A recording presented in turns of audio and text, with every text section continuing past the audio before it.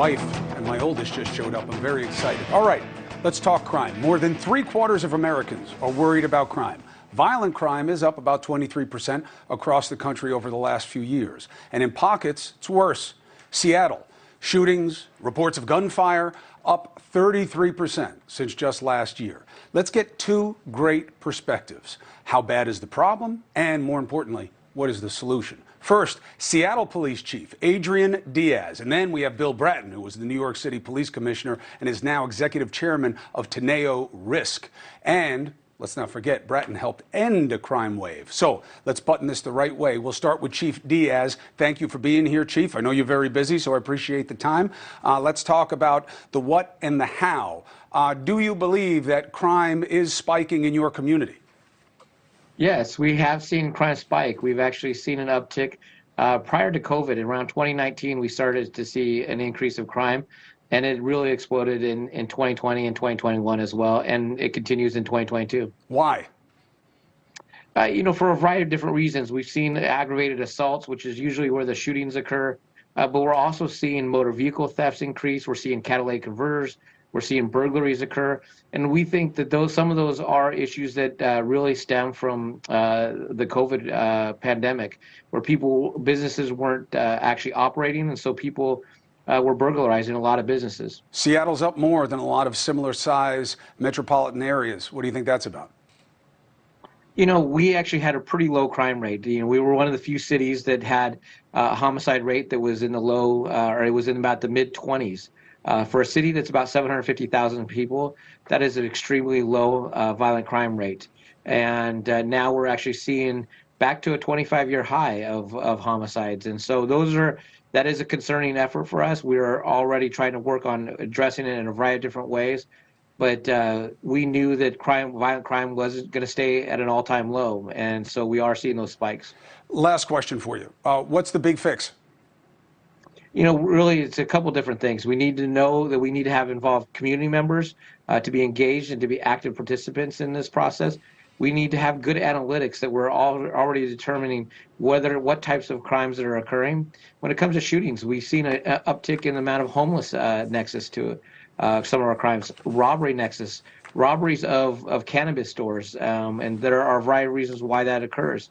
We need to make sure that we're putting preventative measures, and that we're doing good, thorough enforcement, and that we actually are working with our prosecutor's office and our judges to make sure that people are held accountable, that they're not being let out to commit other crimes. Chief Diaz, thank you very much. I know you're busy. We're here. When things start to change and you figure out why, come on back and we'll talk about it, because the solution matters. All right, let's now go to Bill Bratton, former NYPD Police Commissioner and Executive Chairman of Teneo Risk. His most recent book is The Profession, and it now has a new epilogue, Good Read. Bill Bratton, thank you very much. Appreciate you. Now, when you listen to the chief speak, you had to deal with this in New York City, and you came up with a unique approach to crime. Do you think it's time to get back to the broken windows? It certainly is. What you're referring to, Chris, was in the 90s. We attacked not only serious crime with the creation of the CompStat mapping accountability system that most police departments around the country adopted because it worked so well against serious crime, but we also, for the first time in 30 years, from the 60s, 70s, 80s, and the 90s, we focused on so-called quality of life victimless crimes, broken windows, as you referred to it, street prostitution, street narcotic dealing, graffiti, where there was not a victim, but what I had come to realize, and George Kelly and Jim Wilson wrote so brilliantly about, the victim was the neighborhood, the victim was the city, and people were seeing things every day that were creating the fear. You used a statistic at the beginning of this segment talking about how many people in this country are now living in fear of crime. Those increases over these last several years are phenomenal. Right. Phenomenal. What do you think, Bill, in terms of why it's happening now? Do you think it's as simple as the pandemic, or do you think it's about social fabric? I mean, your head on this is as good as anybody's. Why do you think it's going up?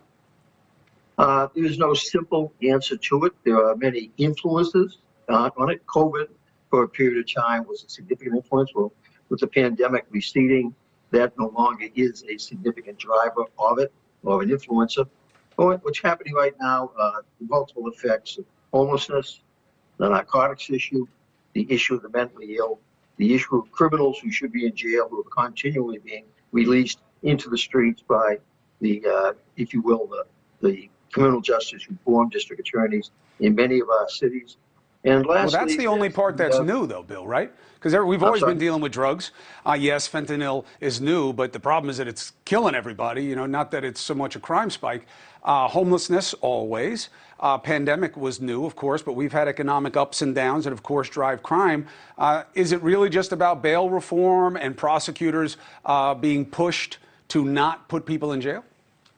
My own belief, my own perspective, and I talk about this and I speak about it, I write about it continually, is that the crime surge in America right now has been politically created. And in cities where it's occurring most dramatically are in those cities that have elected, and we have to blame the voters for this, have elected district attorneys, prosecutors, who are embracing the criminal justice reform movement, the bail reform, if you will. There is necessary reform that is needed in our criminal justice system. But what they're proposing and what they're implementing is just not working. You cannot point out one city in America that has one of these criminal justice reform district attorneys where crime is going down. So let's wake up. There's something wrong with that basically form of prosecution.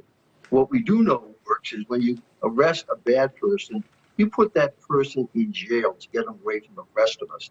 That is not happening in America. And that's one of the principal causes for the rise in violent crime, particularly in our inner cities. Right. And our inner cities are a mess, and they're not going to get any better anytime soon. Well, Bill Bratton, I appreciate your perspective. You know, you were in it up to your neck. You found a way to get New York City out of it.